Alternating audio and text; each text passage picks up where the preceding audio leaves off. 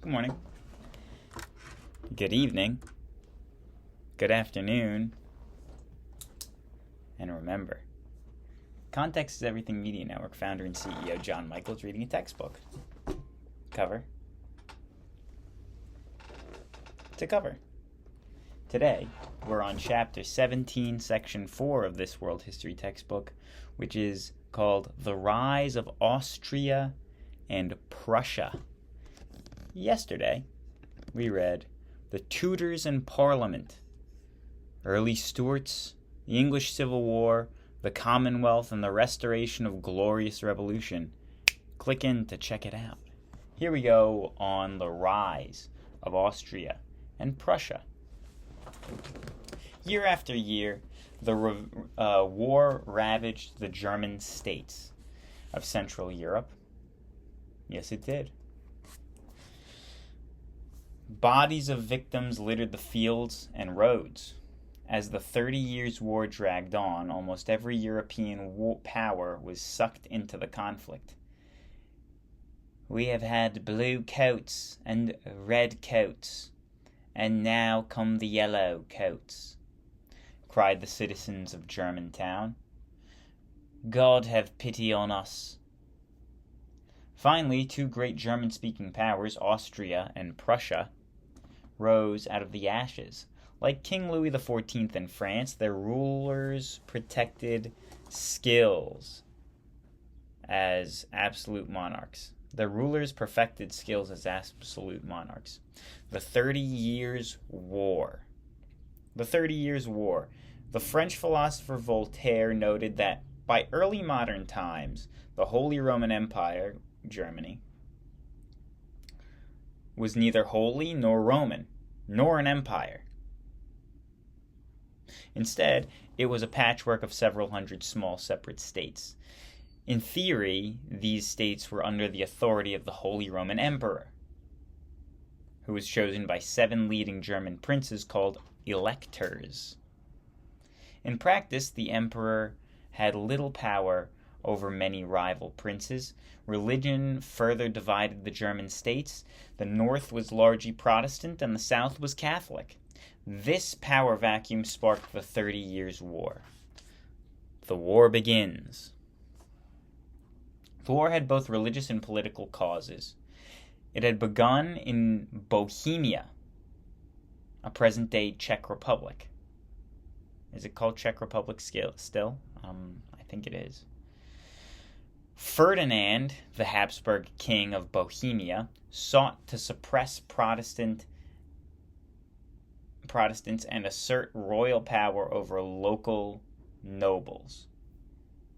In May of 1618, a few rebellious Protestant noblemen tossed 2 rival officials out of the castle window in Prague.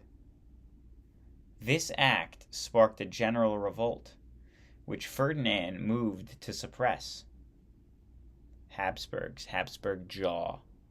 Lots of inbreeding. As both sides sought allies, what began as a local conflict widened into a general European war. The following year, Ferdinand was elected Holy Roman Emperor. With the support of Spain, Poland, and Catholic states, he tried to roll back the Reformation. In the early stages of the war, he defeated the Bohemians and their Protestant allies. Alarmed, Protestant powers like the Netherlands and Sweden sent troops into Germany. Before long, political motives outweighed religious issues. Catholic and Protestant rulers shifted alliances to suit their own interests. At one point, Catholic France joined Lutheran Sweden against the Catholic Habsburgs. A brutal conflict. The fighting took a terrible toll. Roving armies of mercenaries, or soldiers for hire, burned villages, destroyed crops, killed without mercy. A novel of the time describes episodes of nightmarish violence, such as the plundering of a village and the marauding soldiers. For one of the peasants they had taken, they thrust into the baking oven, and there lit a fire under them. For another, they put a cord around his head, and twisted it so tight, with a piece of wood, that blood gushed from his mouth, and nose, and ears. In a word, each had his own device to torture the peasants. Yikes. Jacob von Grimmelshausen, Simplicissimus. That's the name of the book and the name of the guy who wrote it. Murder and torture were followed by famine and disease. Wolves, not seen in settled areas since the Middle Ages, stalked deserted streets, once bustling villages. The war led to severe depopulation, or reduction in population, although exact population statistics do not exist. Historians estimate that as many as 1/3 of the people in the German states may have died as a result of the war. Peace at last. Finally, in 1648, the exhausted combatants accepted a series of treaties known as the Peace of Westphalia. Because so many powers had been involved in the conflict, the war ended with a general European peace and an attempt to settle other international problems as well. France emerged a clear winner, gaining territory on both its Spanish and German frontiers. The Habsburgs were big losers because they had to accept the almost total independence of all the princes in the Holy Roman Empire, and they also were generations into inbreeding. The Netherlands and the Swiss Federation, present-day Switzerland, won recognition as independent states. The 30 Years' War left Germany divided into more than 360 separate states, one for every day of the year. These states still formally acknowledged the leadership of the Holy Roman Empire. Still formally acknowledged the... Oh, what do you think about the shave? Leave in the comments below one of these or one of those. If they had one of these, I'd say leave one of those.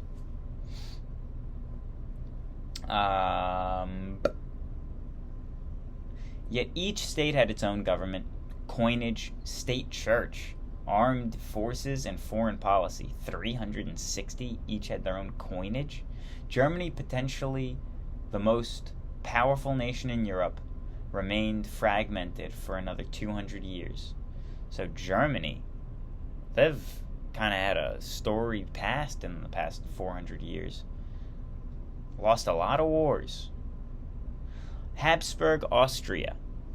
Though weakened by war, the Habsburgs still wanted to create a strong united state. They kept the title of Holy Roman Emperors, but focused their attention on expanding their own lands. To Austria, they added Bohemia, Hungary, and later parts of Poland and Italy. Unity and diversity. Uniting these lands proved difficult. Divided by geography, they also included diverse peoples and cultures. By the 1700s, the Hapsburg Empire included Germans, Magyars, Slavs, and others. In many parts of the empire, people had their own languages, laws, and assemblies, and customs. The Habsburgs did exert some control over these diverse peoples. They sent German-speaking officials to Bohemia and Hungary, and settled Austrians on confiscated lands in these provinces. The Habsburgs also put down revolts in Bohemia and Hungary. Still, the Hapsburg Empire never developed a centralized system like that of France. Maria Theresa. In the early 1700s, the Emperor Charles VI faced a new crisis. He had no son. His daughter, Maria Theresa, was intelligent and capable, but no woman had yet ruled Habsburg's land in their own name. Charles persuaded other European rulers to acknowledge his daughter's right to succeed him. When he died, however, many ignored their pledge. The greatest threat came in 1740, when Frederick II of Prussia seized the rich Hapsburg province of Silesia. Maria Theresa set off for Hungary to appeal for military help from her Hungarian subjects. The Hungarians were ordinarily unfriendly to the Habsburgs, but she made a dramatic plea before the assembly of Hungarian nobles. According to one account, the nobles rose to their feet and shouted, "Our lives and blood for your majesty." She eventually got further help from Britain and Russia. During the 8-year War for Austrian succession, Maria Theresa was not able to force Frederick out of Silesia. Still, she did preserve her empire and win the support of most of her people. Equally important, she strengthened Habsburg power by reorganizing the bureaucracy, improving tax collection. She even forced nobles and clergy to pay taxes and tried to ease the burden of taxes on labor services on peasants. As you will read, many of her reforms were later extended by her son and successor, Joseph II. Moving on, the rise of Prussia. While Austria was molding a strong Catholic state, Prussia emerged as a new Protestant power. In the 1600s, the Hohenzollern family ruled scattered lands across North Germany. After the Peace of Westphalia, ambitious Hohenzollern rulers united their lands by taking over states between them. Like absolute rulers elsewhere, they set up efficient central bureaucracy and reduced independence of their nobles and called them Junkers. Junkers. Junkers. To achieve their goal, Prussia rulers like Frederick William I forged one of the best trained armies in Europe. Great emphasis was placed on military values. One Prussian military leader boasted, "Prussia is not a state which possesses an army, but an army which possesses a state."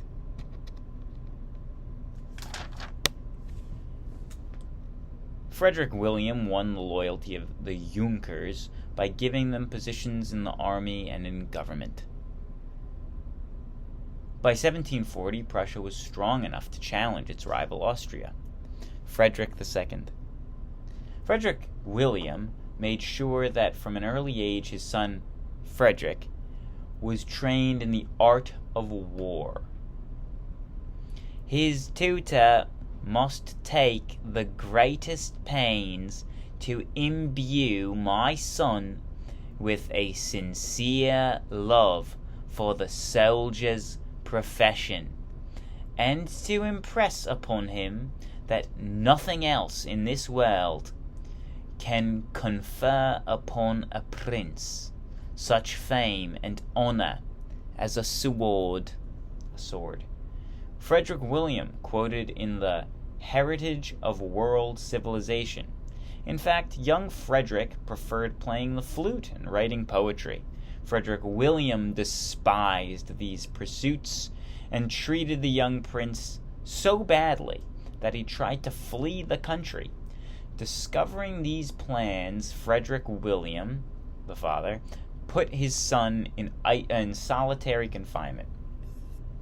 A friend who had helped Frederick was beheaded, while the 18-year-old prince was forced to watch. That's not good. I'd say that's not good parenting. Military success. Frederick's harsh military training did have an effect. After becoming king in 1740, Frederick II, so this is not Frederick William, this is the guy who had to watch his helper get beheaded, Frederick II lost no time in using his army. As you will read, he boldly seized Silesia from Austria, sparking the War of Austrian Succession. In several later wars, Frederick made brilliant use of his disciplined army, forcing all to accept Prussia as a great power. His exploits earned him the name Frederick the Great. Keeping the balance of power. This is the end. If you've made it this far, please like and subscribe. Please. I'd really appreciate it. But either way. By 1750, the great powers of Europe included Austria, Prussia, France, England, and Russia. They formed various alliances to maintain the balance of power. Though nations sometimes switched partners, two rivalries persisted. Prussia battled Austria for control of the German states, while Britain and France competed for overseas empire. On occasion, European rivalries ignited a worldwide conflict. The 7 Years' War, which lasted from 1756 to 1763, was fought on 4 continents. Prussia, Austria, Russia, France, and Britain battled in Europe. Britain and France fought in India and Africa. And in North America, the French and Indian War was also involved Native American nations. The Treaty of Paris ended the wars and gave Britain a huge empire. Goodbye. God bless. Enjoy.